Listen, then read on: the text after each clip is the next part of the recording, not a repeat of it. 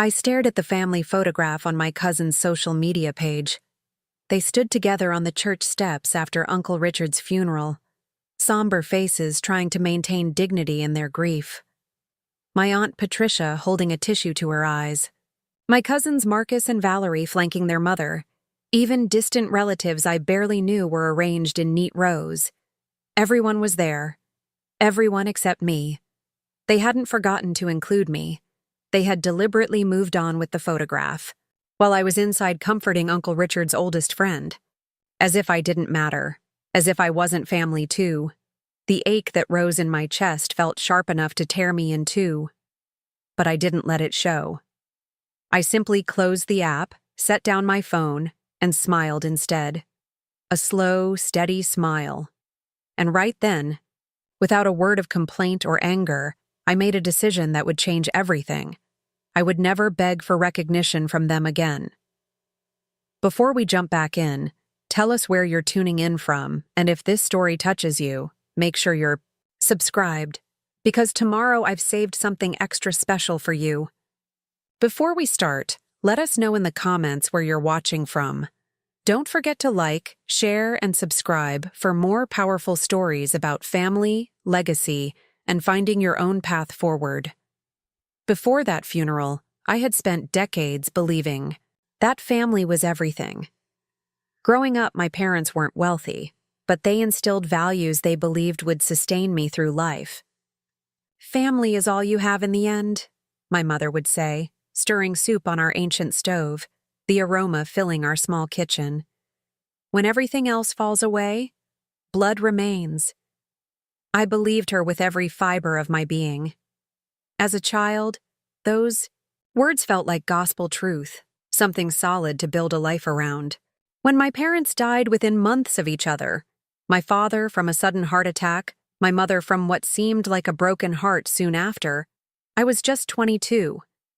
Too young to be orphaned, too old to be adopted by another family. I was alone in the world, except for my father's brother, Uncle Richard, and his family. They lived 3 hours away in a sprawling house with more bedrooms than people, nestled in a neighborhood where the lawns were always perfectly manicured and the cars in the driveways cost more than my college education. I remember the day I arrived at their doorstep after my mother's funeral. Suitcase in hand, eyes red from crying, hope mingling with grief in my heart. Uncle Richard had embraced me awkwardly, patting my back with stiff, uncertain hands. "You can stay as long as you need," he'd said, leading me to a guest room at the far end of the house. "Until you figure things out." What was meant to be a temporary arrangement slowly transformed into something more permanent. I enrolled in the local community college, found a part-time job at a bookstore, and gradually carved out a small place for myself in their world. Not quite a daughter, not quite a guest. Something undefined that existed in the spaces between. I was grateful. After all, they didn't have to take me in. They didn't have to set an extra place at their dining table or remember my birthday. With a card and modest gift. I told myself their reserved affection was simply their way, that love came in different forms, that not every family expressed it through warm hugs and deep conversations. Uncle Richard became the closest thing to a father figure I had left. He wasn't demonstrative. He rarely offered advice or asked about my dreams, but he was steady, reliable. Sometimes, late in the evening, he would invite me into his study, where he'd pour himself a glass of scotch and tell stories about my father as a boy. Those moments, rare as they were, felt like treasures I carefully stored away. Aunt Patricia was more difficult to read, always perfectly put together, hair styled just so, clothing expensive but never flashy. She moved through life with precision. She tolerated my presence, occasionally asking about my classes or work with polite distance, as if inquiring about a neighbor's child rather than her niece. But it was my cousins who made me feel most like an outsider. Marcus, 2 years older than me, viewed my presence with barely concealed resentment. Perhaps he saw me as competition for his parents' attention, or maybe he simply found my circumstances embarrassing. Valerie, the younger by a year, was less openly hostile, but made it clear through subtle means that I wasn't truly one of them. She would forget to tell me about family outings or mention inside jokes at dinner without explanation, exchanging glances with Marcus that excluded me as effectively as a closed door. Still, I persisted in trying to belong. I volunteered to help with holiday preparations, learning Aunt Patricia's recipes and decorating preferences. I sent thoughtful cards on birthdays. I attended Marcus's basketball games and Valerie's dance, recitals, sitting alone in auditorium seats, clapping enthusiastically for cousins who barely acknowledged my presence. I told myself it was enough, being the quiet addition to their complete family picture. I had no parents of my own, no siblings, to turn to. They were all I had, and I was determined to make it work. When Uncle Richard forgot to invite me to Marcus's college graduation celebration, I brushed it off. When Aunt Patricia criticized my choice of career, teaching rather than something more ambitious, I smiled and changed the subject. When Valerie's wedding invitation arrived addressed only to me, without the customary +1. Even though I'd been dating someone for months, I told myself it was an oversight. Better to be kind, better to be grateful than to rock the boat. There were moments, though, when I let myself wonder what would happen if I simply stopped trying so hard. What would happen if I moved away, built a life completely separate from theirs? But those thoughts felt like betrayal. Family was everything. Wasn't that what my mother had taught me? And family was loyalty, even when it hurt. So I gave and I gave. I drove Aunt Patricia to medical appointments when she briefly battled breast cancer, sitting for hours in sterile waiting rooms. I helped Marcus prepare for his law school entrance exams, creating flashcards and quizzing him late into the night. I spent weeks helping Valerie plan her perfect wedding, addressing envelopes and arranging flowers and calming her nerves, all while being treated as somewhere between a helpful acquaintance and hired help. Every time they needed someone reliable, someone steadfast, someone who wouldn't complain, they called me. And every time I came running. I never asked for much in return. Not really, just inclusion in family photographs, just a place at holiday, gatherings that didn't feel like an afterthought, just the occasional phone call that wasn't prompted by a need for help. Small things, things I believed were the bare minimum of family connection, even if they didn't always materialize. Preparing. And narrating this story took us a lot of time, so if you are enjoying it, subscribe to our channel. It means a lot to us. Now back to the story. I didn't realize I was building a relationship on quicksand. I didn't realize that gratitude, when expected rather than freely given, becomes a burden rather than a bond. I thought I was part of the family, even if at the edges. It never occurred to me that one day they would stop seeing me entirely. Looking back, there were warning signs, little slights I swallowed, little exclusions I rationalized away. The family vacation to Europe I learned about through social media photos. The Thanksgiving where my invitation came 3 days before, clearly an afterthought. The way conversations would stop when I entered rooms, resuming with artificial brightness. But I was too busy believing in the story I'd told myself. That persistence would eventually equal belonging. That family by blood would become family by choice if I just tried hard enough. I couldn't have been more wrong. It was during the preparations for Valerie's baby shower that the first undeniable crack appeared. A hairline fracture so small I almost managed to ignore it. I had spent weeks helping Aunt Patricia plan the perfect celebration, selecting a venue, designing invitations, choosing decorations in soft yellows and greens for the gender-neutral theme Valerie wanted. By the morning of the shower, everything was in place. Delicate tea sandwiches arranged on silver platters, flower arrangements adorning every table, custom party favors wrapped in ribbon and stacked by the door. As I arranged the final touches on the gift table, Aunt Patricia approached, her heels clicking sharply against the hardwood floor. "Claire," she said, her voice oddly formal, "I think we're all set here. You should probably head home now and change. The shower starts in 2 hours. I looked up, confused. I just need to put out the desserts and then I'll get ready. My dress is in the car. I thought I'd just change in the bathroom here. A flicker of discomfort crossed her face. About that. We've had to adjust the guest list a bit. The venue has a strict capacity limit, and with all the last-minute RSVPs from Valerie's in-laws. She let the sentence hang there, unfinished but unmistakable in its meaning. I was being uninvited from an event I had helped create from scratch. You're saying I can't come to the shower? I asked, my voice steady even as something cold and heavy settled in my stomach. Aunt Patricia sighed, impatient now. It's not personal, Claire. It's just numbers. I'm sure Valerie will tell you all about it later. She glanced at her watch. I need to get home and change myself. Can I trust you to finish up here before you go? I stood there, a roll of ribbon in one hand, speechless. Not because I couldn't find words, but because too many were fighting to escape at once. After a moment, I simply nodded, keeping my expression carefully neutral. Perfect, she said, already turning away. You're always so helpful. We appreciate it. As the door closed behind her, I looked around at the beautiful space I had helped create. The handwritten place cards, the carefully curated playlist cued up on the speaker system, the custom banner with the baby's last name prominently displayed. For a moment, the unfairness of it all threatened to overwhelm me, but I swallowed it down, just as I always did. I finished setting up. I left the venue key with the manager as instructed.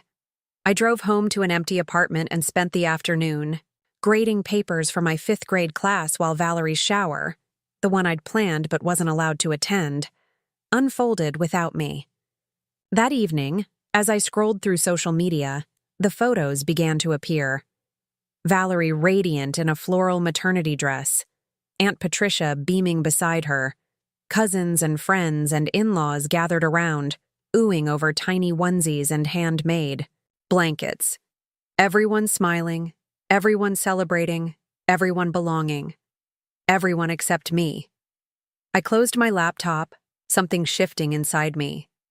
A small, unsteady wobble in the foundation of the relationship I thought I had built.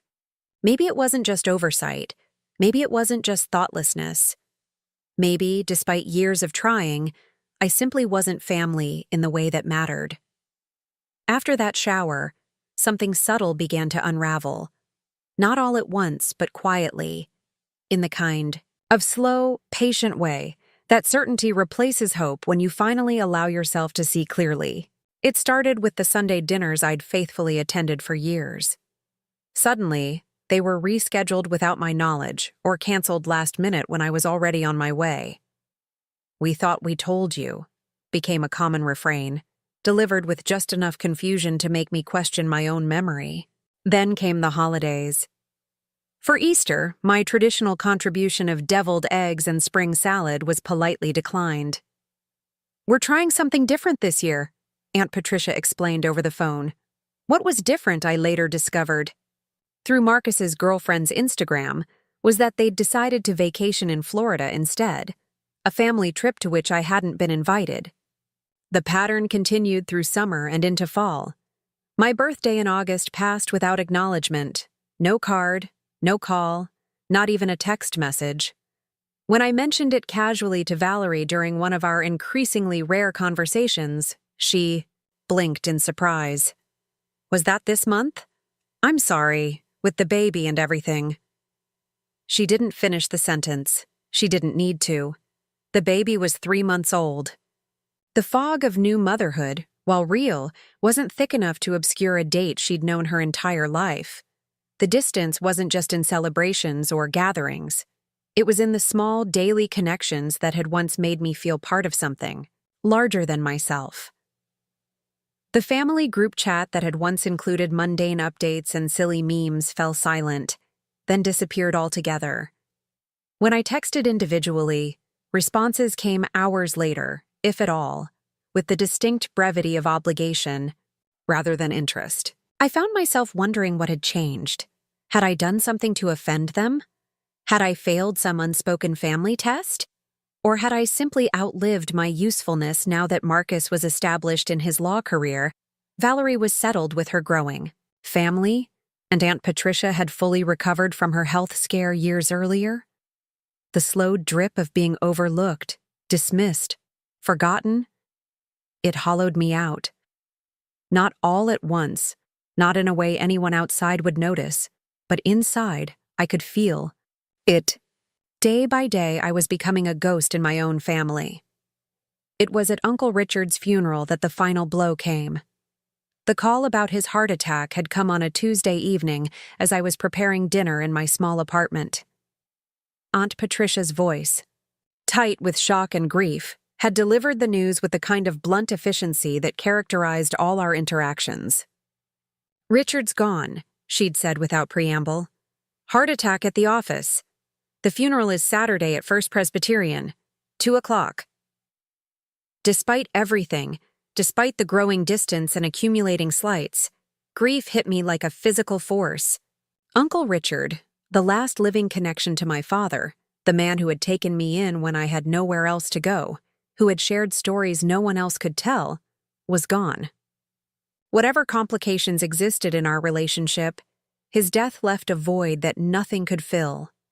I canceled classes for the rest of the week, bought a modest black dress I couldn't really afford, and drove the familiar route to the family home I'd once lived in.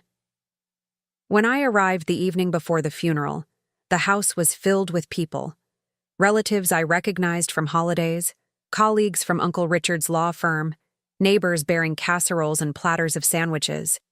I slipped in quietly, adding my small arrangement of white lilies to the abundance of flowers crowding every surface.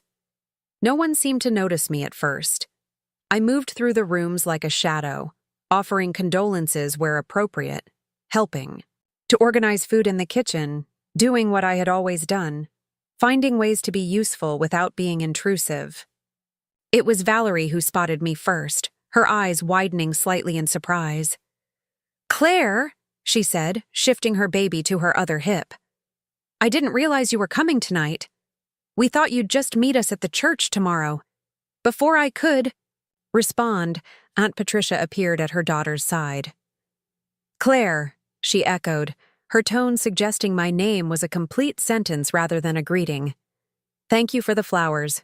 There's coffee in the dining room if you'd like some." And then they were gone, swept back into the circle of visitors deemed more important, more integral to the family's grief. I stood alone by the kitchen counter, the weight of my invisibility pressing down like a physical thing. The funeral itself was a blur of hymns and eulogies.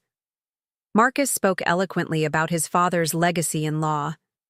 A senior partner from the firm recalled Uncle Richard's professional achievements.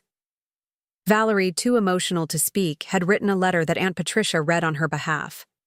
I sat in a pew near the back, my grief a private, solitary thing among the collective mourning of those deemed real family. After the service, as people began to file out, I noticed a flurry of activity on the church steps. Aunt Patricia was organizing a family photograph, immediate family only, she emphasized to the professional photographer she'd hired. I hung back, uncertain of my place, until Marcus's wife noticed me hesitating. "They're doing family photos," she explained kindly. "Do you want me to tell them to wait for you?" I glanced over at the gathering on the steps. Aunt Patricia was arranging people with precision, placing Valerie and her husband and baby in the center, positioning Marcus and his wife to one side, cousins and their spouses filling in the remaining spaces. A portrait of family, carefully composed. "No," I said quietly. "It's fine. I gestured vaguely toward an elderly man standing alone near the church doors. Uncle Richard's oldest friend and law partner, someone I'd met many times over the years. "I'll make sure Mr. Harrington has a ride to the reception." She smiled, relieved to be spared an awkward intervention, and hurried to join the photograph. I watched from the church doorway as they assembled, grief-stricken but united, A family bound by blood and memory and shared history. A family I had spent years trying to join, only to remain perpetually outside the frame. As the photographer counted down, 3, 2, 1. I turned away, approaching Mr. Harrington instead. His roomy eyes brightened with recognition. "Claire," he said, his voice wavering with age and emotion. "Richard always spoke so highly of you. Said, you had your father's integrity?" The simple statement, delivered without agenda or expectation, brought tears to my eyes for the first time that day. While the family posed without me, I sat with Uncle Richard's oldest friend, listening to stories about my father and uncle, as young men. Stories I'd never heard, moments preserved only in this old man's fading memory. It was a different kind of inclusion, a different kind of belonging. By the time we made our way outside, the family photograph was complete. Everyone was dispersing to cars for the drive to the reception at the family home. No one had come to find me. No one had noticed my absence from the portrait that would likely sit on mantels and hang in hallways for years to come. I had been erased not through malice, but through something perhaps more painful, simple irrelevance. I drove Mr. Harrington to the reception, helping him navigate the steps to the house, finding him a comfortable seat in the living room with a plate of food and a glass of the whiskey he and Uncle Richard had shared for decades. Then I moved through the gathering like the ghost I had become, politely declining offers of alcohol, mechanically answering questions about my teaching career, carefully avoiding the corner where Aunt Patricia held court with relatives, accepting condolences from people who knew I had once lived under Uncle Richard's roof, even if they didn't quite understand my place in the family hierarchy. It was during this strange limbo of presence and absence that a man in a sharply tailored suit approached me. He was in his 60s, with silver hair and the kind of confident bearing that spoke of authority long held and respected. "Are you Claire Donnelly?" he asked, extending his hand. I nodded, shaking his hand automatically. "I'm James Westbrook, Richard's attorney," he said. "When you have a moment, I need to speak with you privately. It concerns the will." Something in his tone made me pause. The will? I don't understand. I'm not expecting anything. He smiled slightly, the expression oddly enigmatic. Nevertheless, Richard was very specific about certain matters. Perhaps we could step into his study. Confused but curious, I followed. Him through the crowded house to Uncle Richard's study at the back, the room where he'd sometimes shared stories and scotch, the one place in the house that had occasionally felt like a sanctuary. The attorney closed the door behind us, muffling the sounds of the reception continuing without us. "I'll be reading the will formally tomorrow at my office," he explained, seating himself behind Uncle Richard's desk with the ease of someone who had been there many times before. "But Richard asked me to speak with you privately first, before the family gathering." "I don't understand," I repeated, perching on the edge of one of the leather chairs across from him. Whatever arrangements Uncle Richard made for me, a keepsake perhaps, or a small bequest, it could have waited until tomorrow. James Westbrook regarded me thoughtfully. "Richard spoke of you often, you know, of your loyalty to this family despite challenges, of your integrity, of your kindness to him personally." I swallowed hard, unprepared for the surge of emotion his words provoked. He was my father's brother. He took me in when I had no one. "Yes," the attorney said, "and he never forgot that you remained grateful rather than entitled, that you gave to this family without expecting recognition." He reached into his briefcase and withdrew an envelope. "He wrote this for you, to be delivered today." He was quite insistent about the timing. With slightly trembling hands, I accepted the envelope. My name was written across the front in Uncle Richard's distinctive handwriting, bold strokes, slightly slanted, unmistakable. I opened it carefully, aware of James Westbrook's eyes on me, and unfolded a single sheet of heavy stationery. Claire. If you're reading this, then I've finally done what doctors have been warning me about for years. First, let me say I'm sorry. Not for dying, that's inevitable for all of us, but for not being braver in life. For not standing up for you the way I should have. For allowing patterns to calcify that should have been broken. I watched you try so hard for so long to be part of a family that never quite opened to make space for you. I told myself it wasn't my place to interfere, that relationships would find their natural level. I was wrong. You were the daughter I wished I'd had, Claire. You have your father's heart and your mother's steadfastness. You deserved better than what we gave you. I've tried to make amends in the only way left to me now. The lake house, the one place that brought me peace, the place where your father and I spent our summers as boys. I've left it to you. Not to Patricia, not to Marcus or Valerie. To you alone. The deed is already transferred. It was completed last month. There's more, which James will explain tomorrow. But I wanted you to know this part privately, today, as they all gather and grieve, and perhaps don't notice that you grieve too. The lake house is yours. Do with it what brings you joy. Live. In it, sell it, burn it to the ground if that gives you peace. It's yours without conditions or expectations. I hope someday you find people who see you clearly, who value you properly, who love you without reservation. Until then, know that I did, in my own inadequate way. Your Uncle Richard. I read the letter twice, then looked up to find James Westbrook watching me with something like compassion in his eyes. The lake house, I said softly. But that's been in the family for generations. Patricia always talked about retiring there. Marcus and Valerie spent every summer there as children. The attorney nodded. Richard was quite aware of that. The decision was deliberate and, I might add, legally ironclad. They'll contest it, I said automatically. They can try, he replied with the confidence of someone who had prepared for such a possibility. They won't succeed. Richard made his wishes unambiguously clear with all the proper documentation and witnesses. The lake house is yours, Ms. Donnelly, along with certain other provisions we'll discuss tomorrow. He glanced at his watch. I should return to the reception. Will you join me?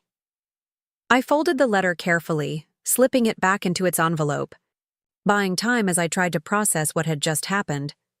In a moment, I said. I need a minute. He nodded understanding and rose to leave. At the door, he paused. 1 o'clock tomorrow at my office. The address is on my card. He placed a business card on the edge of the desk before slipping out, closing the door quietly behind him.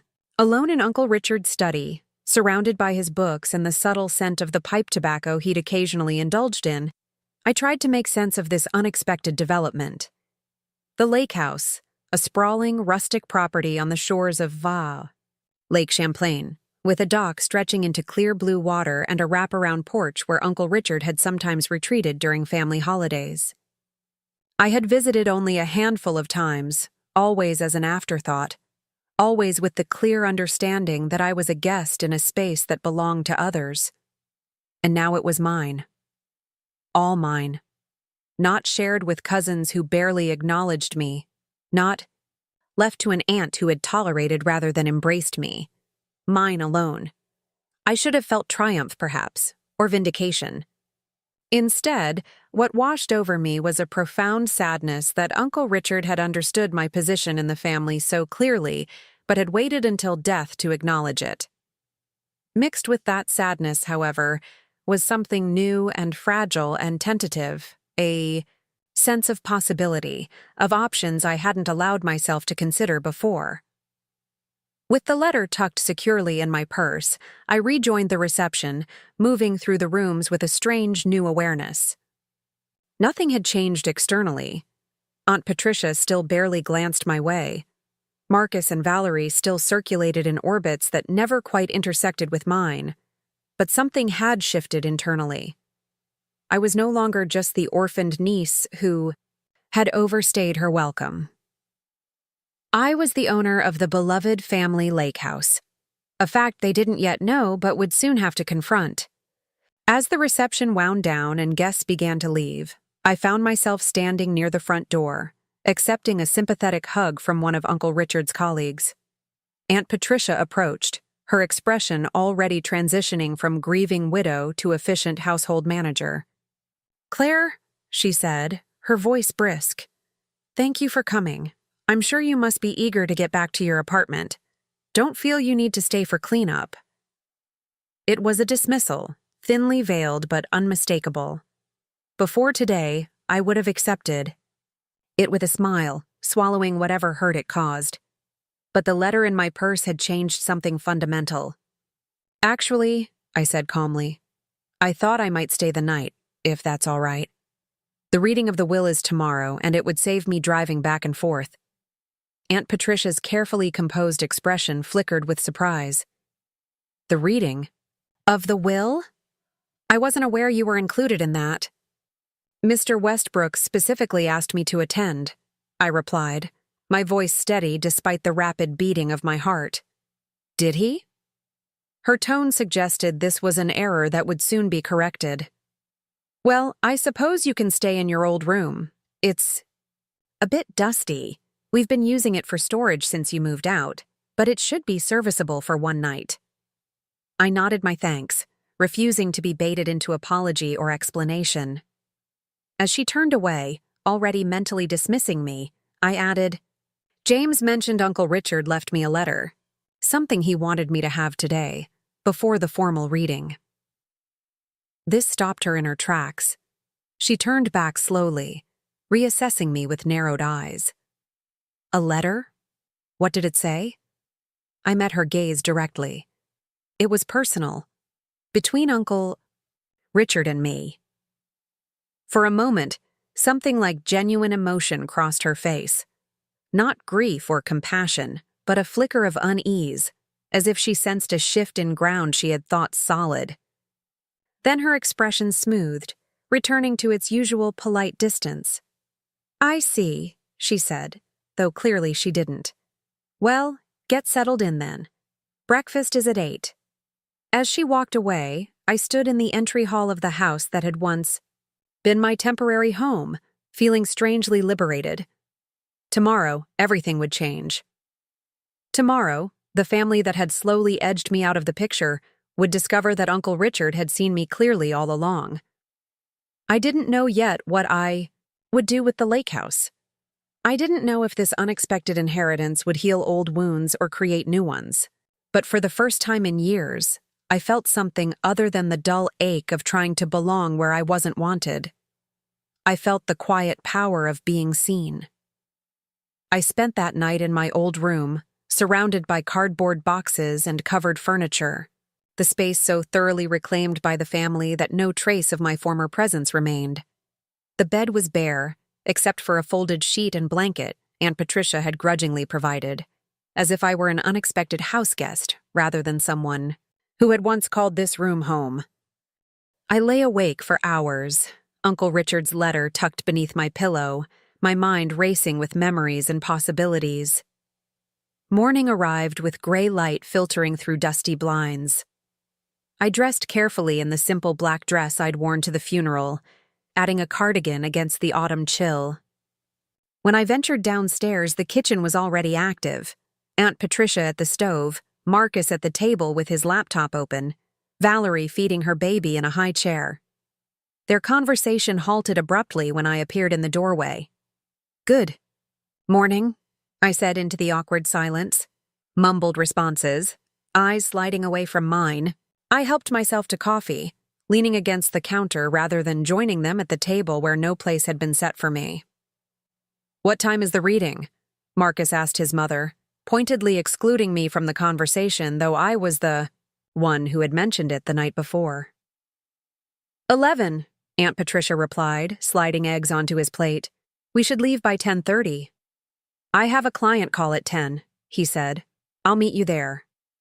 I sipped my coffee, invisible yet again. Part of me, the part that had spent years accommodating their dismissal, wanted to offer to make my own way to the attorney's office.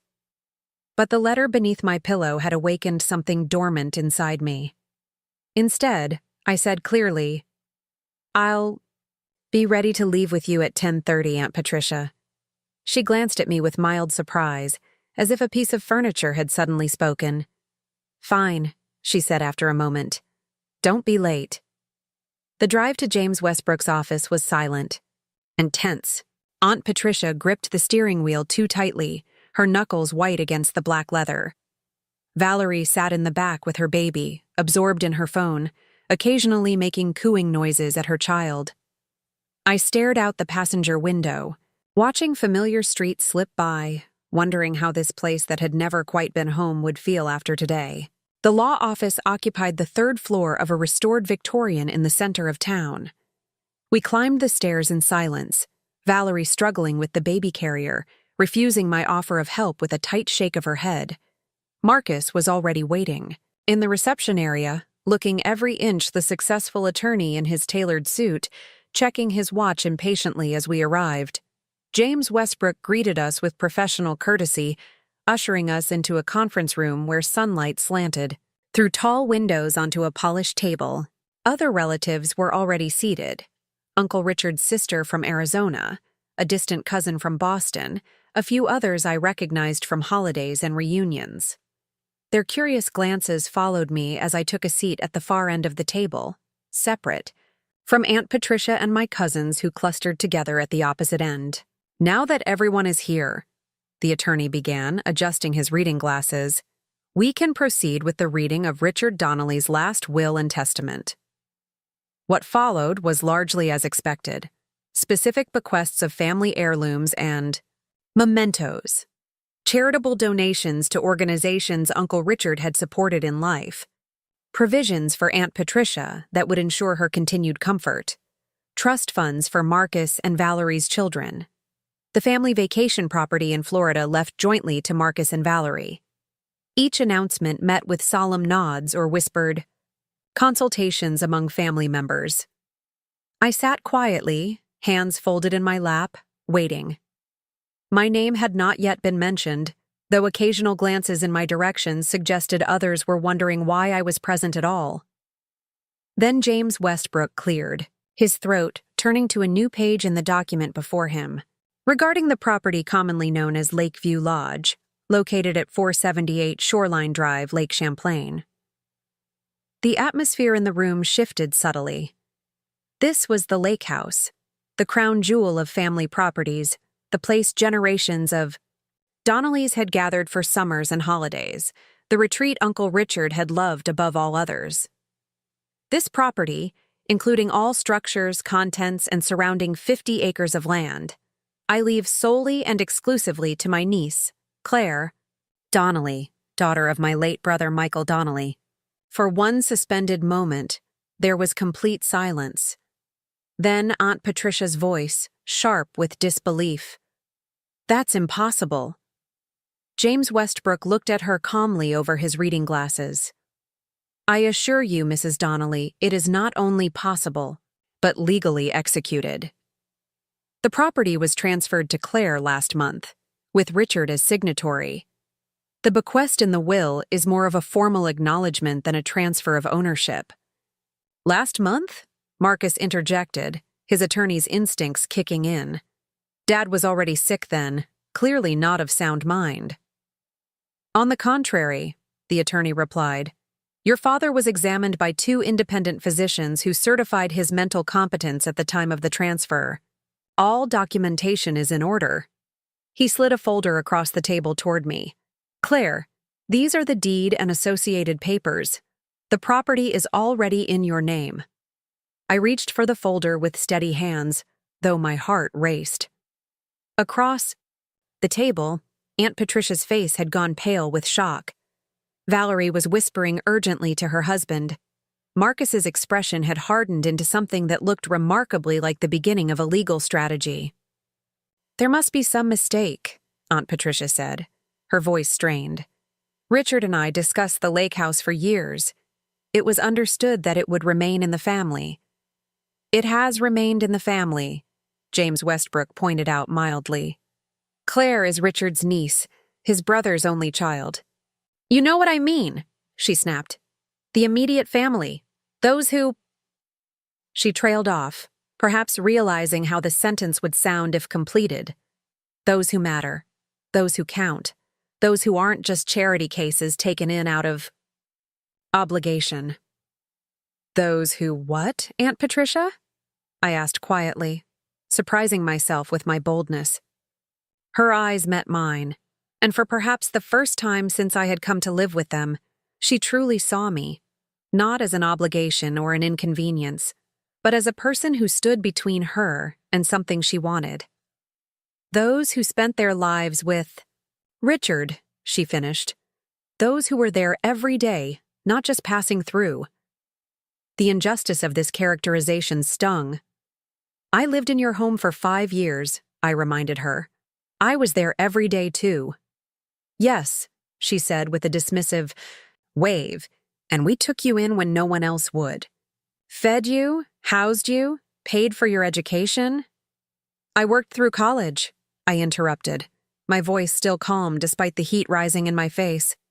I paid my own tuition with scholarships and part-time jobs. I contributed to household expenses. From the moment I started working. A token amount, she scoffed. It was everything I had, I replied softly.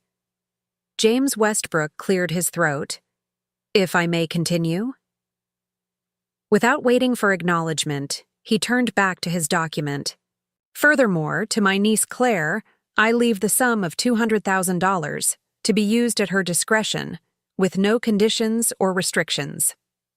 This second bombshell landed with the same stunned silence as the first. $200,000. Not a fortune in today's world, but more money than I had ever possessed at once. Enough to pay off my student loans. Enough to take a sabbatical from teaching. Enough to renovate the lake house or, if I chose, to sell it and start a completely new life elsewhere. This is outrageous, Marcus said, his lawyer's composure cracking. Dad leaves his devoted wife and children the basic provisions, while giving the lake house and a small fortune to… He gestured toward me, apparently unable to even say my name in his anger. Your father left each of you substantial assets, James Westbrook reminded him. The Florida property alone is valued at over $1 million. Your mother's provision includes the family home and investments that will generate significant income. The trusts established for your children are quite generous. But the lake house was supposed to be mine someday, Valerie broke in, tears welling in her eyes. Dad promised. He said it would be where our children would spend their summers. Just like we did. I looked at my cousin, really looked at her, and saw beneath the tears something I recognized all too well. The absolute certainty that what she wanted, she deserved. That any deviation from her expectations was a grave injustice. How many times had I seen that same expression when we were younger? When she received a car for her 16th birthday while I took the bus. When she attended a private university while I pieced together community college courses around work schedules. When her wedding consumed the family's attention for a year, while my graduations passed with barely a mention. Your father made his wishes clear, the attorney said, not unkindly but firmly. The will has been properly executed and witnessed. The lake house belongs to Claire. Aunt Patricia stood abruptly, her chair scraping against the hardwood floor. We'll contest this, she declared, gathering her purse with shaking hands.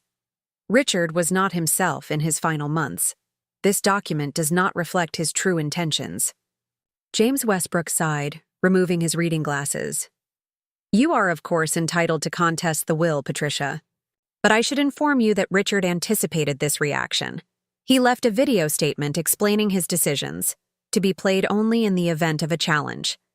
I have viewed it, and I can tell you it is quite explicit about his reasoning. You might find it uncomfortable to have that reasoning made public in probate court. The implied threat hung in the air. Whatever Uncle Richard had said in that video, James Westbrook clearly believed it would be damaging to the family's dignity if revealed. Aunt Patricia faltered, uncertainty crossing her face for the first time. "This isn't over," Marcus said, rising to support his mother. "We'll be in touch, James." He turned to me, eyes cold. "Enjoy your windfall, Claire. I hope it's worth the family you're destroying." The irony of this accusation, that I was destroying a family that had spent years making it clear I wasn't truly part of it, might have been laughable if it weren't so painful. I said nothing as they gathered their things, Valerie still quietly crying, her husband awkwardly managing the baby carrier while shooting daggers at me with his eyes. They filed out of the conference room without a backward glance, leaving me alone with James Westbrook and the more distant relatives who had watched the drama unfold with poorly concealed fascination. "Well," Uncle Richard's sister from Arizona said into the awkward silence, "that went about as well as could be expected." She turned to me with a wry smile. "Richard told me what he was planning when I visited last spring. Said it was long. Overdue. Congratulations, Claire. Use it well." She patted my shoulder as she left, followed by the other relatives who offered uncertain smiles or nods as they passed. Soon, only James Westbrook and I remained in the sunlit conference room, the folder containing my unexpected inheritance on the table between us. "They'll calm down eventually," he said, gathering his papers. "Once they realize a legal challenge would be expensive, time-consuming, and ultimately futile." "I'm not so sure," I replied, thinking of Aunt Patricia's rigid pride, Marcus's legal stubbornness, Valerie's sense of entitlement. "They're not used to not getting their way." "Perhaps not," he acknowledged. But Richard was very thorough in his preparations. "The lake house is yours, Claire, legally and morally. What you choose to do with it now is entirely up to you." As I left the law office, stepping into the crisp autumn air with the folder clutched against my chest, I felt strangely weightless. For so long, my relationship with Uncle Richard's family had been defined by obligation, theirs to tolerate me, mine to be perpetually grateful. Now, unexpectedly, I had been granted not just financial resources but something far more valuable: choice. I could sell the lake house, take the money, and build a new life far from here. I could keep it, reclaiming a piece of family history that had always been just beyond my reach. I could renovate it, rent it out, donate it to charity. The possibilities stretched before me, dizzying in their freedom. As I walked toward my car, a text message buzzed on my phone. "Marcus, we need to talk. Meet at the house in an hour. Not a request. A command, issued with the expectation of compliance." Once, I would have rushed to accommodate, hoping that prompt obedience might finally earn me acceptance. Now, I typed a simple response. "Not today. I need time to process everything. I'll be in touch when I'm ready to discuss next steps." His reply came instantly. "This isn't a negotiation. Mom is distraught. You owe us an explanation." I stared at those words, "you owe us," feeling a lifetime of assumed debt pressing down on me. Then, slowly, deliberately, I turned off my phone and slipped it into my purse. Whatever conversation awaited with Aunt Patricia and my cousins, it would happen on my terms, not theirs. For once, I would not be summoned like a servant to explain myself. Instead, I drove directly to the lake house, my lake house now, following familiar roads out of town and along the shoreline. The property was about 40 minutes away, secluded at the end of a private drive. The main house set back from the water but with sweeping views of the lake through tall pines. As I pulled up to the gate, I realized I didn't have a key. But the folder from James Westbrook contained not just the deed, but a sealed envelope with access written on it in Uncle Richard's handwriting. Inside, I found a keyring and a security code for the gate. The electronic gate swung open at my command, and I drove slowly up the winding drive. The house came into view, a sprawling lodge built of stone and timber, with a wide porch wrapping around 3 sides.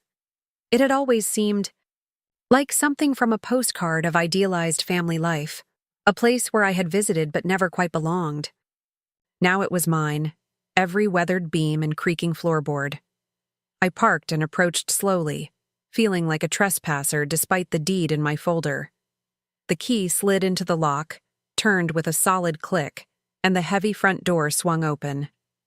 The familiar scent washed over me, pine and old wood, and the faint lingering smoke from the massive stone fireplace that dominated the great room. Everything was just as I remembered it from my last visit years ago. The comfortable furniture, arranged for conversation, the wall of windows overlooking the lake, the shelves lined with books and games and family photographs. I moved through the room slowly, running my fingers over surfaces, opening cabinets, looking into closets. In the master bedroom, Uncle Richard's reading glasses still sat on the nightstand beside a half-finished mystery novel. In the kitchen, a calendar hung on the wall with dates marked in his precise handwriting, maintenance appointments, visits from friends, the occasional reminder for medication. It felt surreal to be here alone, without the background noise of family activity I had always associated with this place. No Aunt Patricia in the kitchen issuing instructions. No Marcus and his friends monopolizing the dock and boats. No Valerie, playing her music too loudly on the porch. Just silence, broken only by the gentle lapping of waves against the shore and the occasional call of a bird outside. In the study, a smaller, cozier version of the one in the main house, I found more evidence of Uncle Richard's presence. His desk was neat but clearly in use, with files arranged in orderly stacks, a legal pad filled with notes in his handwriting, a row of framed photographs. I moved closer to examine these and was startled to find myself among them. There I was, at my college graduation, smiling in cap and gown. There I was helping Uncle Richard bait a fishing hook on the dock outside. There I was as a teenager, sitting on the porch steps with a book in my lap, unaware of being photographed. Pictures I didn't know existed, moments I hadn't realized he had valued enough to preserve. As I stood there, absorbing this unexpected evidence of Uncle Richard's attention, I noticed a large envelope on the desk with my name written across it. Inside was another letter, longer than the first, and a USB drive labeled, "Watch me first." I found a laptop on a shelf in the study and inserted the drive. A video file opened automatically, and suddenly Uncle Richard was there on the screen, sitting in this very study, looking directly at the camera. He appeared tired but clear-eyed, dressed in the casual sweater and khakis he preferred when at the lake. "Hello, Claire," he began, his voice slightly raspy but strong. "If you're watching this, then James has done as I asked, and you've received your inheritance. And, knowing my family as I do, you've also received a fair amount of resistance." He shifted in his chair, adjusting his glasses in the familiar gesture I had seen 1,000 times. "I want to explain why I've made these decisions. Not to justify them, they need no justification, but to make sure you understand what they mean. The lake house has been in our family for 3 generations. My grandfather built it, my father expanded it, and I've maintained it. I always assumed it would pass to Patricia and the children after me. It was the expected path." He paused, looking down at his hands for a moment before continuing. "But as I've gotten older, I've had cause to reflect on expectations versus realities, on obligations versus choices, on the stories we tell ourselves about family and the truths we sometimes avoid." Uncle Richard leaned closer to the camera, his expression intensifying. "The truth, Claire, is that you have been treated unfairly by this family for years. I watched it happen and said nothing, did nothing, because it was easier to maintain peace than to confront difficult truths. I told myself it wasn't my place to interfere in how Patricia raised her children or managed family dynamics. I was wrong." He removed his glasses, rubbing the bridge of his nose wearily. "You have given to this family consistently, generously, without complaint or expectation of return. You have remained loyal despite being treated as an afterthought. You have shown more grace than many of us deserved. And in return, you have been slowly, systematically excluded. The bluntness of his assessment took my breath away. I had never heard Uncle Richard speak so directly about family matters. He had always been the peacekeeper, the one who changed subjects when conversations became too heated or uncomfortable. "I can't undo the past," he continued, replacing his glasses. "I can't make Patricia see you as she should have. I can't force Marcus and Valerie to value the cousin who has shown them nothing but support. But I can ensure that you have resources that are yours alone, not subject to family approval or contingent on continued accommodation." He gestured around the study. "This place brought me peace when I needed it most. I hope it does the same. For you. Use it, sell it, share it. Whatever brings you joy. The money is for practical concerns, to ensure you have options. But the lake house. The lake house is to remind you that you have always been more family to me than you were allowed to know." Uncle Richard smiled then, a sad but genuine expression. "They'll fight you on this, of course. Patricia has always assumed the lake house would be hers to distribute according to her wishes. Marcus and Valerie have been raised to expect inheritance rather than earn it. But James has all the necessary documentation, including this video, which will be shown in court if they pursue legal action." He leaned back in his chair, suddenly looking very tired. "One last thing, Claire. Don't let bitterness poison what comes next. You have every right to anger. At them. At me for my silence. At the unfairness of it all. Feel it. Acknowledge it. But don't let it define your path forward. You are more than what this family has allowed you to be. More than the role you were assigned. More than an obligation or an afterthought." Uncle Richard looked directly into the camera, his eyes clear and certain. "You are Claire Donnelly, worthy in your own right. Remember that. Whatever comes next." The video ended, freezing on his face, lined with age and illness, but somehow stronger and more present than I had seen him in years. I sat in the study, surrounded by evidence of his hidden attention, his secret pride, his quiet rebellion against the family narrative that had relegated me to the margins. Tears came then, not the controlled, quiet tears I had allowed myself at the funeral, but deep, racking sobs that bent me over in the chair. I cried for the uncle I had known but not really known, for the validation that came too late to be acknowledged, for the years spent trying to earn inclusion from people who had never intended to truly include me. But beneath the grief, something else was growing, a sense of possibility, of liberation. For the first time since my parents died, I was not beholden to anyone's conditions or expectations. I had been given not just material resources, but permission, explicit, unmistakable permission, to define family on my own terms. As the afternoon, light slanted through the windows, turning the lake to burnished gold. I wiped my eyes and read the letter that had accompanied the video. It contained practical information, the names of caretakers who maintained the property, account numbers for utilities, the location of important documents, but ended with a simple sentence that lodged in my heart. "Make this place yours, Claire. It always should have been." I spent that first night at the lake house in a strange, suspended state, somewhere between grief and discovery, between ending and beginning. The house creaked and settled around me, its unfamiliar nighttime sounds both welcoming and disorienting. I slept in one of the guest rooms rather than Uncle Richard's master suite, not quite ready to claim that space as my own. Dreams came in fragments. Uncle Richard's face on the video screen, Aunt Patricia's shocked expression at the reading of the will, my own reflection in the lake water, rippling and reforming. Morning arrived with golden light filtering through. Pine branches, casting dappled patterns across the hardwood floors.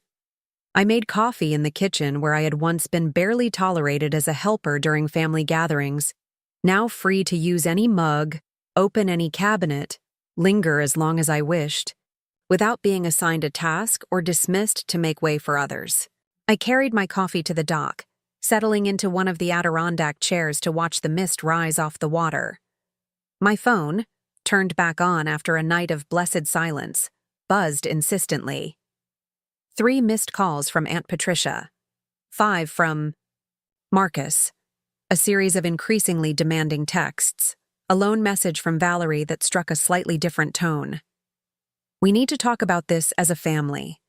Please don't make it harder than it already is. As a family.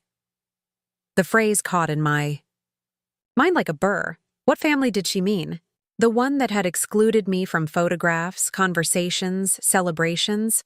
The one that had treated me as an obligation rather than a relation? The one that was now, suddenly, eager to talk now that I had something they wanted?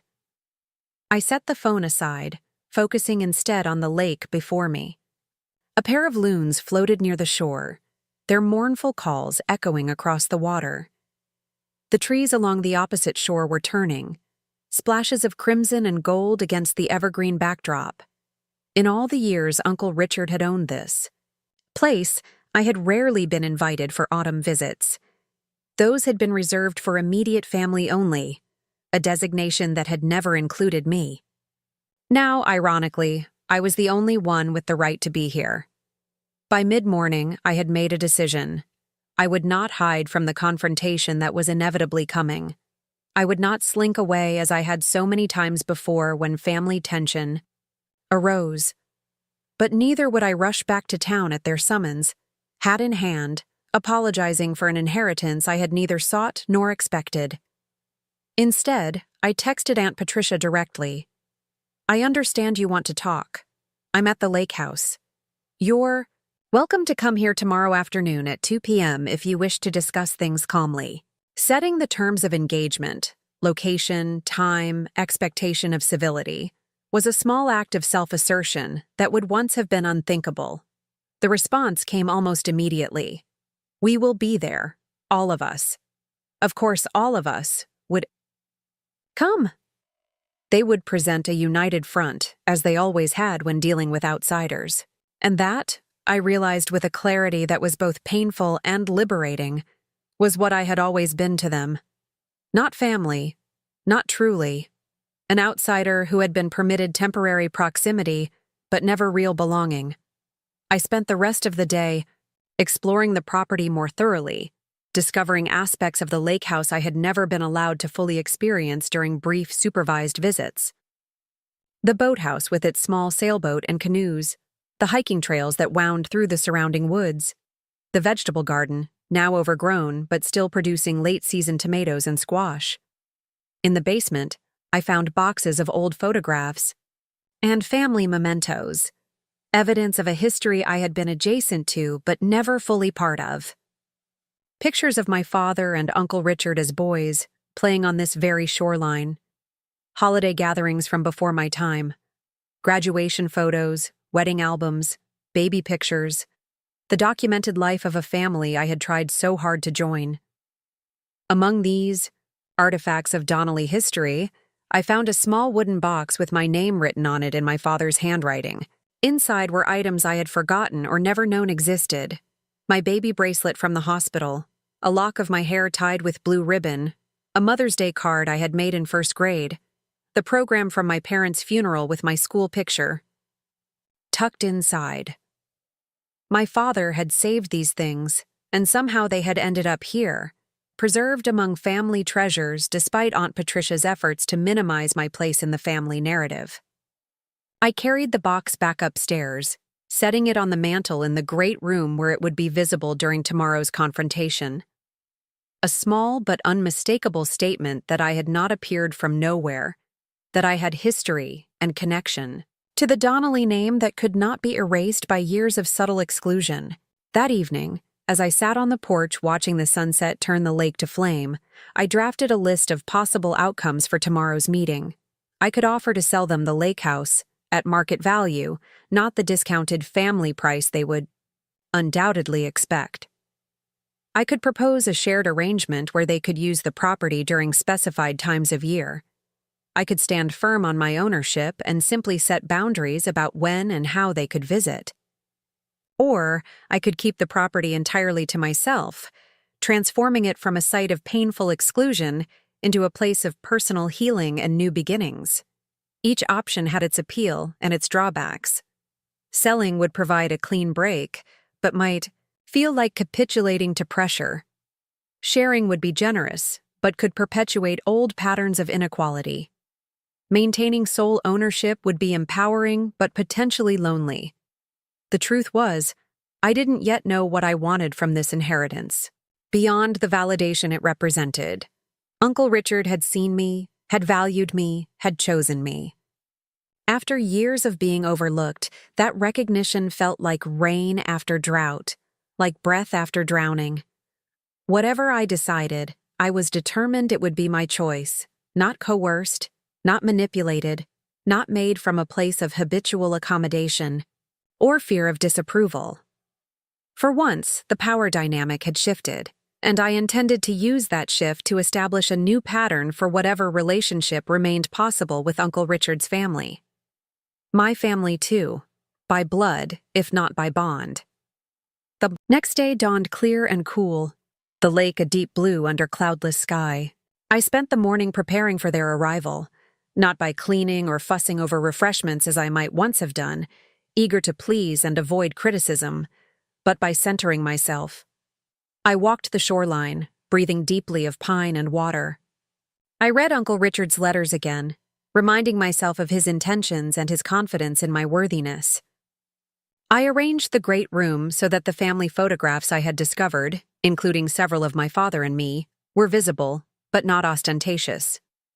At precisely 2:00, the sound of car tires on gravel announced their arrival. I stood on the porch, watching as two vehicles pulled up, Aunt Patricia's sleek sedan and Marcus's SUV. They emerged like a delegation arriving for diplomatic negotiations. Aunt Patricia first, her posture rigid with determination. Marcus and his wife next, their expressions professionally neutral.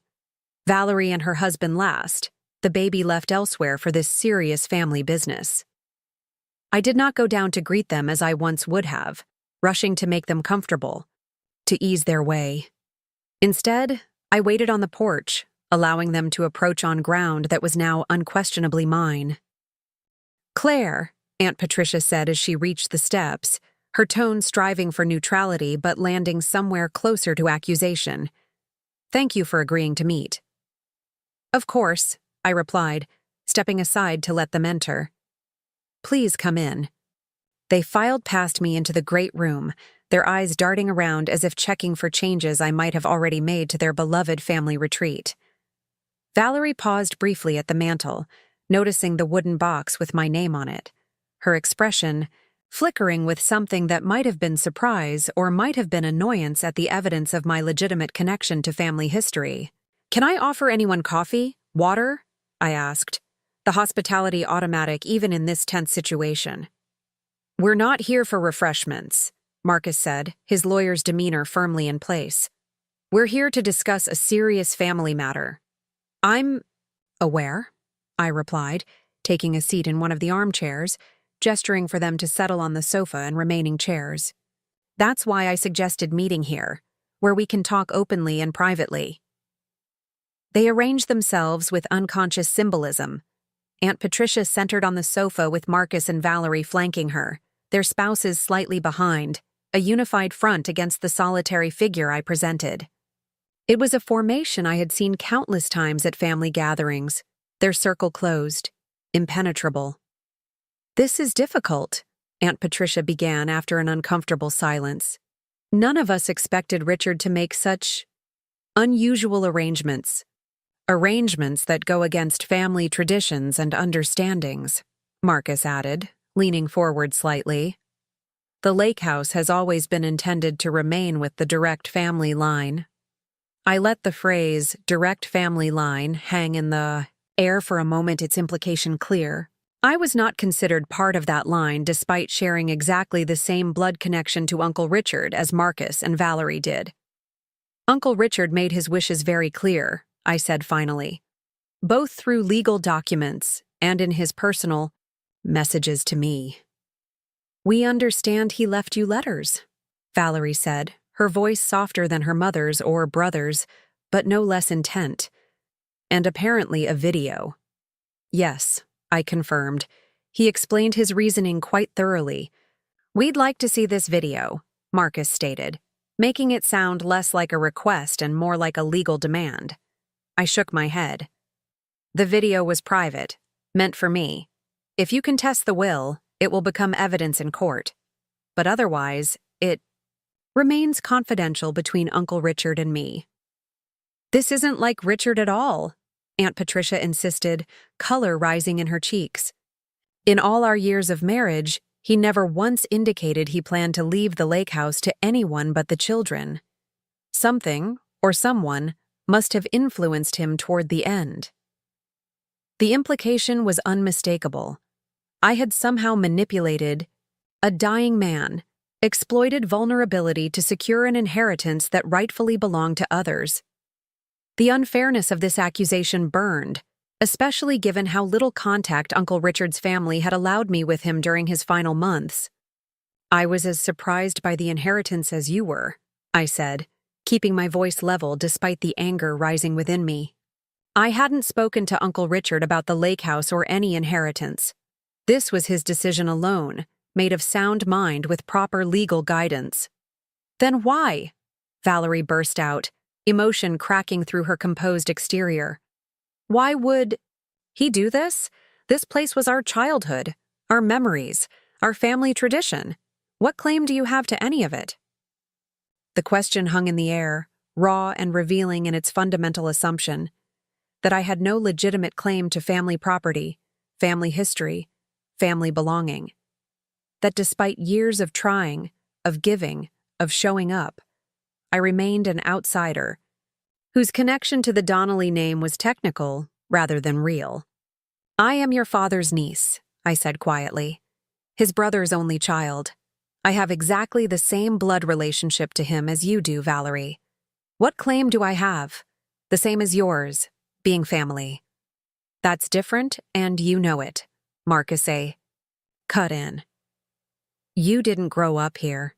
You didn't spend every summer building memories. You didn't help maintain the property or contribute to its upkeep. I wasn't allowed to, I replied, the simple truth landing with unexpected force. I was invited here exactly 4 times in 20 years, despite living with your family for 5 of those years. I was never included in summer gatherings or holiday celebrations here. I never had the chance to build memories or contribute because those opportunities were systematically denied to me. An uncomfortable silence followed this statement of fact. Aunt Patricia shifted on the sofa, her eyes sliding away from mine. Marcus frowned, perhaps searching for a legal counterargument. Valerie looked genuinely startled, as if it had never occurred to her that my absence from lake house traditions had been by design rather than preference. That's beside the point, Aunt Patricia said finally. The fact remains that Richard's decision has disrupted family harmony and gone against established expectations. We're here to find a reasonable solution. What solution did you have in mind? I asked, already knowing the answer, but curious to hear how they would phrase it. The simplest would be for you to sign the lake house back to the family, Marcus said promptly. We would, of course, compensate you for— No, I interrupted, the firmness of my own voice surprising me. The lake house is not for sale to you at a discount price. Uncle Richard was very clear about his intentions. You can't possibly need a property this size, Aunt Patricia argued. What would you even do with it? You have no family of your own, no children to enjoy it. The casual cruelty of this observation, highlighting my unmarried, childless state as if it were a moral failing that disqualified me from property ownership, was so typical of her unconscious dismissals that I almost laughed. What I do with the property is my decision, I said instead. As the legal owner. Marcus leaned forward, switching tactics. Think about what this is doing to the family, Claire. The discord, the pain. Is that what you want? To tear apart the only family you have left? The manipulation was so transparent it bordered on insulting. For years, they had defined family in ways that excluded me when it suited them. Now, suddenly, I was part of the only family you have left when my cooperation was needed. I didn't create this situation, I reminded him. Uncle Richard made his decision independently, based on his observations of family dynamics over many years. If there's discord now, it stems from assumptions and expectations he clearly didn't share. So that's it? Valerie asked, tears welling in her eyes. You're just going to take our family home and lock us out? After everything we've done for... you? The question carried echoes of every subtle and not-so-subtle reminder of obligation I had endured over the years. The narrative that I should be eternally grateful for basic inclusion, that my presence had been an act of charity rather than family responsibility, that any claim to equal treatment was entitlement rather than reasonable expectation. I looked at my cousin, really looked at her, and saw beneath the tears and accusation a genuine bewilderment. She truly could not comprehend why her father had made this choice, could not see the years of small exclusions and casual dismissals that had informed his decision. In her world, she had always been the center, the entitled, the deserving. My role had been supporting character at best, inconvenient obligation at worst. I haven't decided what I'm going to do with the lake house yet, I said truthfully. I'm still processing everything that's happened. But whatever I decide, it will be my choice to make. Not an obligation, not a concession, not a response to pressure or guilt. So you're not even willing to discuss compromise? Marcus demanded, legal negotiator to the core. I didn't say that, I corrected him. I said I haven't decided. There's a difference between refusing discussion and declining to make immediate decisions under duress. Aunt Patricia stood abruptly, her patience apparently exhausted. This is getting us nowhere. Either you're willing to be reasonable and consider the family's needs, or you're determined to use Richard's misguided generosity to punish us for perceived slights. The characterization of systemic exclusion as perceived slights was so dismissive, so perfectly emblematic of the dynamic that had defined my relationship with Uncle Richard's family, that it crystallized something within me. Not anger, exactly. Not even resentment, just clarity. I'm not punishing anyone, I said, rising to face her directly. I'm simply honoring Uncle Richard's clearly expressed wishes. He wanted me to have this place, not as leverage, not as revenge, but as recognition of my place in the family despite years of being treated as an outsider. That's absurd, Aunt Patricia snapped. You were never treated as an outsider. We took you in when no one else would, I finished for her. Yes, I know. I've heard that reminder consistently for 20 years. But taking someone in isn't the same as making them family. Including someone at the table isn't the same as making them welcome. Allowing someone proximity isn't the same as granting them belonging. My voice remained steady, the words flowing from a place of truth I had suppressed for too long. I spent years trying to earn a place in this family. I helped with every holiday, celebrated every achievement, supported every endeavor. I showed up when called, stepped back when directed, accepted scraps of inclusion with gratitude. And still, when it mattered, when family photographs were taken, when vacation plans were made, when major life events were celebrated, I was an afterthought at best, an inconvenience at worst. The room had gone very still. Even Marcus seemed, momentarily without legal counter-argument. Uncle Richard saw that pattern, I continued into the silence. He named it in his letters and his video. He made this decision not to hurt you but to acknowledge me, to recognize that family obligation runs both ways, that relationship requires reciprocity, that blood connection means little without genuine inclusion. Valerie was openly crying. Now, whether from frustration or some dawning recognition, I couldn't tell. Marcus had shifted into a defensive posture, arms crossed over his chest. Aunt Patricia remained standing, her expression a complex mixture of anger, disbelief, and something that might have been the first flicker of uncomfortable self-awareness. "So what happens now?" she asked finally. I took a deep breath, centering. Myself in the strength Uncle Richard had recognized in me even when I couldn't see it in myself. "Now I'm going to ask you to leave," I said calmly. "I need time and space to consider my options regarding the lake house. When I've made decisions, I'll contact you to discuss next steps. Until then, this property is private, and I'd appreciate your respecting that boundary." The directness of this statement, the unambiguous assertion of ownership and boundaries, landed like a thunderclap in a room accustomed to my accommodation and flexibility. For a moment, it seemed they might argue further, might attempt to wear down my resolve with familiar tactics of pressure and obligation. Instead, something in my demeanor, perhaps the quiet certainty, perhaps the absence of apology or justification, gave them pause. One by one, they gathered their things: purses, jackets, car keys. Their departure was as unified as their arrival, a delegation retreating to regroup after unexpected diplomatic resistance. At the door, Aunt Patricia paused, turning back with an expression I had never seen directed at me before. Not warmth, exactly, but a kind of arrested attention, as if seeing something new in a familiar landscape.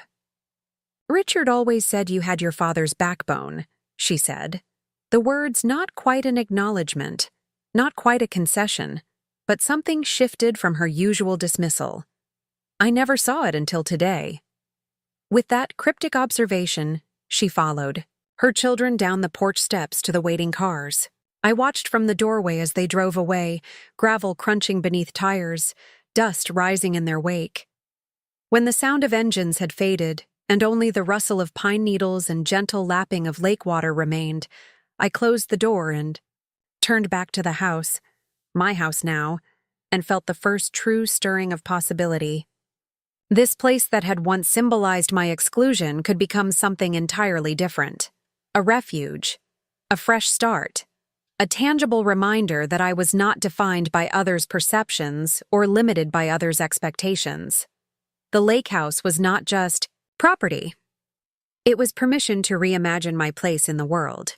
As evening fell, casting long shadows across the great room, I built a fire in the massive stone fireplace and settled into Uncle Richard's favorite chair, my father's box of mementos in my lap. One by one, I examined these fragments of a life, interrupted, my parents' hopes, dreams, and love preserved in these small objects they had deemed worth saving. For the first time since the funeral, since the revelation of inheritance, since the confrontation with family, I felt not just the ache of what had been denied me, but the possibility of what might still be created. Uncle Richard's gift was not just the lake house or the money. It was the opportunity to build something new from the ruins of what had never quite been. A sense of belonging entirely my own, neither requested nor dependent on others' approval. Whatever came next, whether reconciliation with Aunt Patricia and my cousins or a final separation from their narrative of family, would happen on terms I defined, from a position of strength rather than supplication. In giving me the lake house, Uncle Richard had granted me something far more valuable than property. He had given me the power to choose my own path forward. In the weeks that followed that confrontation at the lake house, autumn descended fully over the region. The maple trees blazed in crimson and gold, their reflections shimmering on the lake's surface each morning. The air grew crisp, carrying the scent of wood smoke and fallen leaves. I watched this transformation from the porch of my inherited home, wrapped in one of Uncle Richard's old sweaters I'd found in a cedar chest, feeling the season change around me as something equally profound shifted within. I had taken a leave of absence from my teaching position, a decision that would have been impossible without the financial cushion Uncle Richard had provided. "Personal family matters," I'd explained to my principal, who had nodded sympathetically, assuming I was simply dealing with grief. The truth was both simpler and more complex. I needed time to reimagine my life outside the narrow lane I had traveled for so long. During those quiet weeks at the lake house, I discovered rhythms and pleasures I had never experienced before. I woke with the sun, paddling a canoe through morning mist before the day began in earnest. I explored hiking trails that wound through the property's 50 acres, discovering hidden clearings and ancient trees that had witnessed generations of family history. I sorted through boxes in the attic, unearthing photographs and letters that filled gaps in my understanding of not just the Donnelly family, but my own parents' lives before I was born. Most importantly, I began to make the space truly mine. Not by erasing Uncle Richard's presence. I left his books on their shelves, his fishing gear in the boathouse, his collection of local maps in their drawer, but by adding my own touches.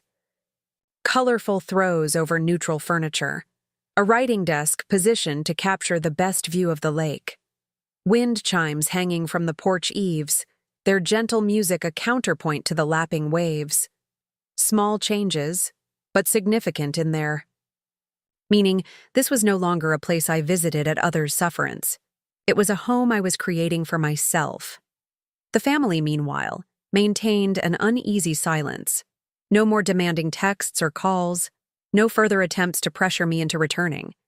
The lake house to what they considered its rightful owners. Just absence, as complete as the one I had experienced at family gatherings for years. I told myself this was a relief, a welcome respite from tension and obligation. But in quiet moments, I wondered if any reconciliation was possible, or if Uncle Richard's final act of recognition had permanently severed what tenuous connections had existed. It was during this period of solitude and reflection that I began to truly understand what Uncle Richard had meant in his video message. Don't let bitterness poison what comes next. The inheritance had given me power and validation, but it had also placed me at a crossroads. I could use this newfound position to simply reverse the dynamic, excluding them as I had been excluded. Or I could choose a different path entirely, one defined by my own values rather than reactions to past wounds.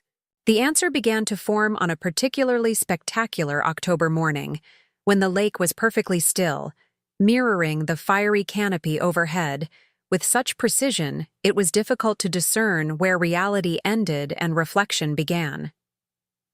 I sat on the dock with coffee warming my hands, watching a blue heron stalk the shallows with patient grace, when my phone chimed with an unexpected message. It was from Valerie. Parker has been asking about the lake. He misses the ducks. Parker, her 4-year-old son, the eldest of her children. No request accompanied the message, no demand for access or visitation. Just a simple statement, a small human detail offered without apparent agenda. I sat with the message for a long time, watching the heron spear a fish with lightning precision and lift gracefully into flight. Uncle Richard's words echoed in my mind. You are more than what this family has allowed you to be. Perhaps the corollary was also true. They could be more than the roles they had played in our shared past. After careful consideration, I responded, the ducks are still here, mallards and a few wood ducks gathering for migration. If Parker would like to see them, you're welcome to bring him for a visit this weekend. Just him and you, if that works. An invitation with boundaries, clear, specific, limited in scope. Not a wholesale return to old patterns, but a small opening toward something potentially new. Valerie's response came quickly. Really? Are you sure? The surprise in her message was telling. She had not expected even this modest offering, this tentative bridge across the chasm Uncle Richard's will had revealed between us. Yes, I confirmed. Saturday morning around 10? I have bread crusts saved for duck feeding. The arrangements were made simply without the involvement of Aunt Patricia or Marcus. When Saturday arrived, I found myself oddly nervous, arranging and rearranging the children's books I had unearthed from a closet, checking the weather forecast repeatedly, wondering if this small experiment in reconciliation was foolish or wise. Valerie's car appeared precisely at 10. Crunching up the gravel drive with uncharacteristic punctuality. I watched from the porch as she helped Parker from his car seat, his small figure bundled against the autumn chill in a puffy blue jacket and knit cap. He bounced with excitement, pointing toward the lake where ducks indeed gathered in the sheltered cove near the dock. "Aunt Claire," he called, waving wildly as if we were favorite relations who saw each other regularly.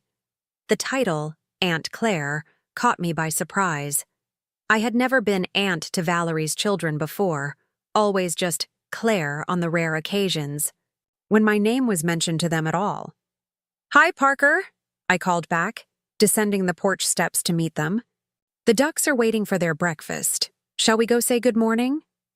He nodded enthusiastically, already moving toward the path to the shore. Valerie hung back slightly, her expression a mixture of wariness and something that might have been hope. "Thanks for this," she said quietly as Parker ran ahead. "He really has been talking about the lake constantly.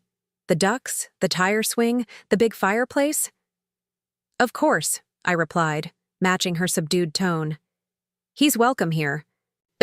We followed Parker to the dock, where I showed him how to tear the bread into small pieces and toss them gently toward the gathering waterfowl. His delighted laughter when the ducks squabbled over particularly choice morsels echoed across the water, a sound that seemed to belong here among the timeless rhythms of the lake. As Parker focused intently on his task, Valerie turned to me, her voice low and hesitant. "I've been thinking a lot about what you said, about being treated as an outsider. I never really saw it that way before." I kept my eyes on Parker, making sure he didn't edge too close to the water in his excitement. "It's hard to see patterns you benefit from," I said, not unkindly, but truthfully. "Mom always framed it as us doing you a favor," she continued, the words coming more quickly now, as if she had rehearsed them on the drive over. "Taking you in after your parents died, like you were a stray we rescued rather than actual family. I never questioned that narrative because it was comfortable. It put us in the generous position rather than the obligated one." Her frankness was unexpected. Valerie had always been the most diplomatic of the family, smoothing edges and avoiding direct confrontations. "Dad saw it differently, I guess," she added, glancing at me briefly before returning her gaze to her son. "Saw you differently." "He did," I agreed, "but only toward the end. For most of our relationship, he was as caught in the family pattern as everyone else." Parker had run out of bread and was now crouched at the edge of the dock, counting. Ducks with exaggerated concentration. 7, 8, 9 ducks, he announced proudly. "Good counting," I praised him, genuine warmth spreading through me at his simple, uncomplicated pleasure in the moment. "There's hot chocolate in the house if you're getting chilly. And I think I found some old wooden toys in the attic that used to belong to your mom when she was little." His eyes widened at this prospect, and he bounced to his feet, ready for the next adventure. As we walked back to the house, Parker between us, reaching for both our hands without hesitation or preference, Valerie continued our conversation in fragments, ensuring her son couldn't follow the adult complexities. "I'm not saying things can just go back," she said carefully. "Or forward, I guess. Too much has happened." "Yes," I agreed, helping Parker up the porch steps. "But maybe they can go somewhere different entirely." Inside, with Parker happily occupied with the wooden puzzle I had restored, Valerie and I sat at the kitchen island with steaming mugs, the awkwardness between us neither erased nor insurmountable. "Marcus wants to take legal action," she admitted, after a comfortable silence. "He's convinced Dad wasn't in his right mind, that you somehow influenced him." I nodded, unsurprised. "And your mother?" Valerie sighed, turning her mug between her palms. "Mom is struggling. The lake house was her dream retirement place. She had all these plans for hosting grandchildren. In the summers, recreating her idea of perfect family traditions. Your inheritance doesn't just disrupt her plans, It challenges her entire narrative about family hierarchy, about who matters most. The assessment was remarkably insightful, suggesting Valerie had been doing genuine reflection since our confrontation. "And you?" I asked. "What do you think should happen with the lake house?" She considered the question seriously, watching her son as he figured out how the wooden pieces fit together. I think Dad made his choice for reasons that made sense to him. I think challenging that choice in court would just create more pain for everyone, regardless of outcome. And I think—" She hesitated, meeting my eyes directly. "I think Parker deserves the chance to love this place, even if the arrangements look different than what we all expected." It was the closest thing to an olive branch I had received from any member of the family. Not quite an apology for years of exclusion, not quite an acknowledgement of my right to the property, but a recognition that moving forward required accepting a new reality rather than trying to reinstall the old one. "I'd like that," I said honestly. "For Parker to know the lake, for him to build his own memories here." Valerie's eyes filled unexpectedly. "He asks about Dad all the time. We tried explaining about heaven, but he's still confused about where Grandpa went and why he can't visit." She gestured around the kitchen. "But here, Dad is still present somehow, in the fishing gear and the books and the way the floorboards creak in certain spots. Parker could get to know him here in ways he can't anywhere else." The observation was profoundly true. Uncle Richard's essence lingered in the lake house, not as a ghostly presence but as an accumulated pattern of choices, preferences, and care that had shaped the property over decades. It was part of what made the inheritance so meaningful beyond its monetary value. The lake house contained Uncle Richard's spirit in a way his more formal townhouse never had. "What if," I began, the idea forming as I spoke, "we established some regular visits? Maybe one weekend a month to start? Just you and the children, at least until we see how it goes?" The suggestion hung between us, not a full reconciliation, not a return to family as it had been, but the beginning of something new. A relationship defined by choice rather than obligation, by present intentions rather than past injuries. "I'd like that," Valerie said softly. "A lot." The morning stretched into afternoon, the three of us settling into a rhythm that felt neither forced nor entirely natural, but somewhere in between. A tentative exploration of possibility.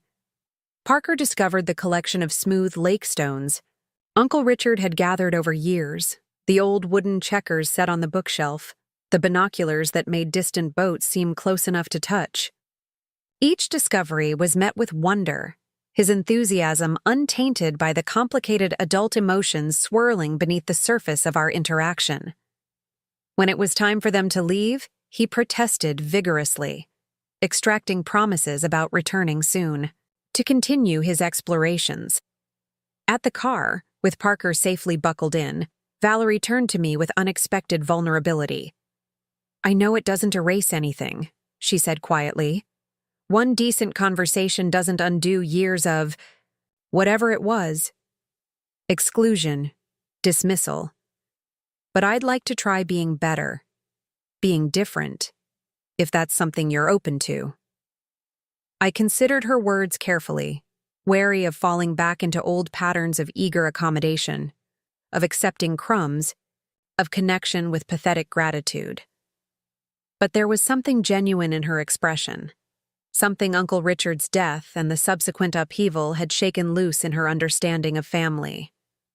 "I'm open to trying," I said finally, "with clear boundaries and honest communication. No pretending the past didn't happen, but no holding it as a weapon either." She nodded, relief evident in the relaxing of her shoulders. "One step at a time?" "One duck at a time," I corrected with a small smile, referencing Parker's careful counting from earlier. As I watched their car disappear down the drive, I felt neither triumph nor regret, but something more nuanced. The quiet satisfaction of having navigated difficult emotional territory without abandoning my own worth or closing the door on possible growth.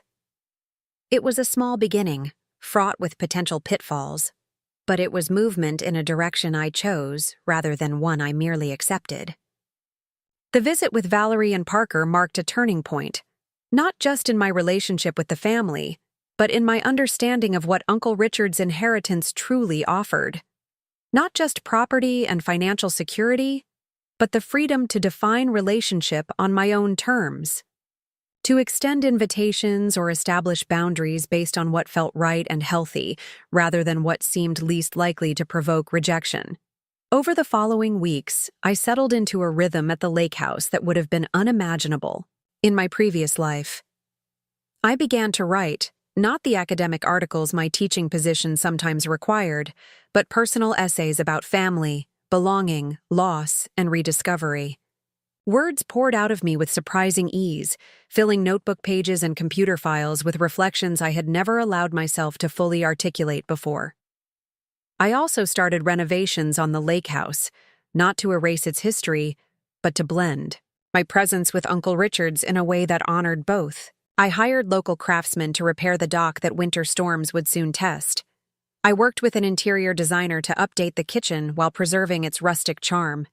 I cleared trails through the woods and marked them with hand-painted signs, naming them after people and qualities that mattered to me.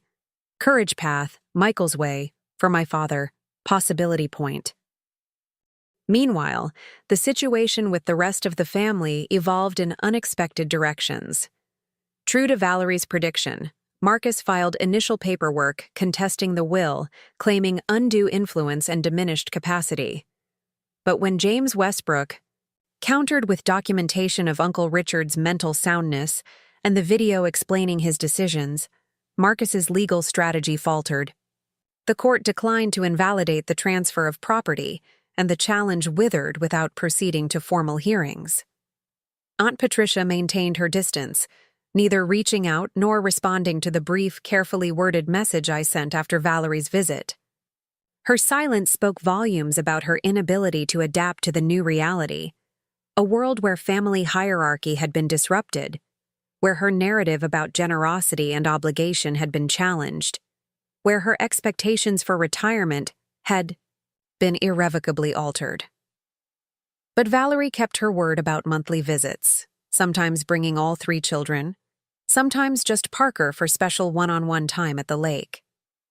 Through these visits, a different kind of relationship began to form between us, not the tightly controlled dynamic of our past, but something with more honest edges and genuine warmth. As November deepened toward winter, I found myself approaching Thanksgiving with a mixture of trepidation and resolve. The holiday had always been fraught for me, a time when family bonds were emphasized and celebrated, when my status as adjacent but not quite family had been most painfully evident. In years past, I had received last-minute invitations to Aunt Patricia's formal dining table, always with the subtle reminder that my presence was courtesy rather than right. This year would be different. This year, I had choices. After careful consideration, I sent carefully worded invitations, not to the whole family as a unit, but to individuals with whom reconnection seemed possible. To Valerie and her husband, and children, with genuine warmth. To Uncle Richard's sister from Arizona, who had expressed support at the will reading. To Mr. Harrington, Uncle Richard's elderly law partner, who had shared stories of my father at the funeral. To several colleagues, from my teaching position who had become friends over the years. Not a recreation of traditional family Thanksgiving, but the creation of something new, a gathering defined by choice and genuine connection rather than obligation and blood ties. To my surprise, most accepted. Even more surprisingly, 3 days before Thanksgiving, I received a text from Marcus. Heard you're hosting at the lake. Room for one more? The message was unexpected enough that I read it twice, certain I had misunderstood. Marcus had been the most openly hostile about the inheritance, the most determined to challenge Uncle Richard's decision legally. His sudden interest in attending my Thanksgiving seemed potentially strategic, rather than sincere. I called Valerie for insight. He and Mom had a falling out, she explained, about the legal challenge, about how to handle the whole situation. She wanted to keep fighting, maybe try a different legal angle. He finally put his foot down and said it was time to accept reality and move on. She didn't take it well. So he's coming to my Thanksgiving to spite her? I asked, skeptical of any genuine change of heart. Maybe partly, Valerie admitted. But I think it's more complicated than that. The fight made him really look at family patterns for maybe the first time. He said some things about how Dad might have had good reasons for his decisions that practically gave Mom an aneurysm. I considered this information carefully. Do you think I should include him? Valerie sighed through the phone. I can't make that call for you, Claire. I think he's genuinely reconsidering some things. But that doesn't erase how he's treated. You or the things he said. It's your home now. Your Thanksgiving. Your choice. Your choice. The phrase resonated, reminding me again of the fundamental gift Uncle Richard had given me beyond property and money. The power to choose my own path forward, to set my own boundaries, to define family on my terms rather than accepting definitions imposed by others. After reflection, I responded to Marcus. Yes, there's room. Dinner's at 4. Dress is casual. His reply was surprisingly humble. Thank you. Can I bring anything? Perhaps it was cynical to remain wary of this apparent olive branch. Perhaps it was wisdom born of experience. Either way, I chose cautious openness, pumpkin pie if you're so inclined, and an open mind. And so Thanksgiving arrived at the lake house. My first as owner, my first as host, my first as someone with the power to extend or withhold invitation. I spent the morning cooking in the updated kitchen, familiar holiday scents filling the space. With warmth as the first snow of the season dusted the pines outside with delicate white. Guests began arriving mid-afternoon. Valerie and her family first, the children racing to their favorite spots with the confidence of frequent visitors. Uncle Richard's sister Elizabeth next, bringing homemade cranberry sauce and family stories. I had never heard. Mr. Harrington arrived with his daughter who drove him, both carrying vintage bottles of wine from his cellar. My teaching colleagues came bearing side dishes and easy conversation. Marcus arrived last, exactly on time, a bakery box containing pumpkin pie in his hands and uncertainty in his expression. He had come alone, the absence of his wife suggesting. This visit was indeed something of a personal reckoning rather than a family decision. Welcome, I said simply, accepting the pie and stepping aside to let him enter. He paused on the threshold, taking in the transformed space, the tasteful decorations, the rearranged furniture, the personal touches that marked the lake house, as undeniably mine now while still honoring its history. You've changed things, he observed, his tone careful. Some things, I agreed. Not everything. The gathering unfolded with surprising ease, different social circles blending as new, connections formed around shared interests or experiences. Parker proudly showed Marcus the fort we had built near the shoreline during his last visit. Elizabeth regaled my colleagues with stories of Uncle Richard's childhood escapades. Mr. Harrington, settled comfortably by the fire, reminisced about legal cases he and Uncle Richard had tackled together decades earlier. As I moved among my guests, ensuring wine glasses were filled and conversation flowed, I caught Marcus watching me with an expression I couldn't quite interpret. When we found ourselves momentarily alone in the kitchen as I checked on the turkey, he spoke with uncharacteristic hesitation. You're good at this, he said, gesturing vaguely toward the gathering in the other room. Creating. Whatever this is. Community. Connection. Thank you, I replied, genuinely pleased by the observation. It feels right somehow, like what the lake house was meant to be. He nodded slowly. Dad would like it, I think. This version. A pause, then. Better than what we had sometimes. The acknowledgement, however oblique, that Uncle Richard's vision for the lake house might align more with my approach than with Aunt Patricia's rigid traditions felt significant. A small crack in the family mythology that had excluded me for so long. "Will you tell your mother that?" I asked, unable to resist the question. A flash of the old Marcus, defensive, quick to retreat behind family loyalty, crossed his face briefly before subsiding into something more thoughtful. "I don't know. Mom is struggling with a lot of changes. Your ownership of the lake house is just one of them. Her vision of family, of legacy, of her place in both. It's all being challenged. By Uncle Richard's choices," I pointed out. "Not by mine." "Yes and no," he said, surprising me with his candor. "Dad made the legal choice, but you're making choices too. About how to use the property, about who to include, about what kind of gathering this is." He gestured around the kitchen. "You could have kept the lake house as a private sanctuary, or sold it to strangers out of spite. Instead, you're creating something new from the ruins of the old." The assessment was unexpectedly perceptive, coming from someone who had viewed me primarily as a legal adversary for the past months. Before I could formulate a response, Valerie appeared in the doorway. "Everything okay in here?" she asked, glancing between us with slight concern. "Fine," Marcus assured her, "just helping Claire check on the turkey." "Which is ready," I added, reaching for oven mitts. "Would you mind gathering everyone at the table?" As guests settled around the long harvest table, expanded to accommodate more people than the lake house had hosted in years, I took a moment to absorb the scene. The faces gathered here represented both past and potential future. Family members with whom reconciliation seemed possible. Friends who had chosen connection.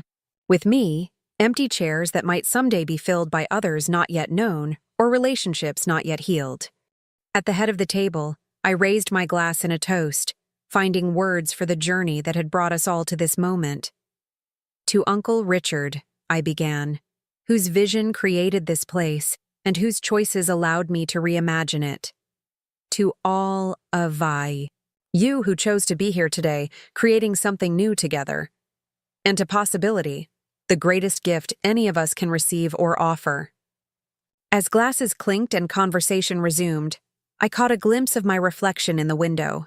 Straightened shoulders, lifted chin, a woman who had discovered her own worth not through others' validation, but through honoring her own truth. Beyond the glass, snow continued to fall gently over the lake, transforming the familiar landscape into something fresh and unmarked by past footprints. It seemed an apt metaphor for the path ahead, not erasing history, but covering it with new possibility, creating space for different patterns to emerge. I had not just inherited a lake house.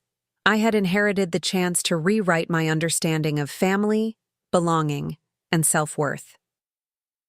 As I carved the turkey and passed plates around the table, I silently thanked Uncle Richard not just for the material, gifts he had left me, but for the more profound legacy. The recognition that had allowed me to finally recognize myself. I was no longer the excluded figure in family photographs. I was the author of my own story, the creator of my own belonging, the architect of connections built on choice rather than obligation. And in that knowledge rested a power that no inheritance alone could convey, the power to move forward without being defined by what had come before. Up next, you've got 2 more standout stories right on your screen. If this one hit the mark, you won't want to pass these up. Just click and check them out. And don't forget to subscribe and turn on the notification bell so you don't miss any upload from us.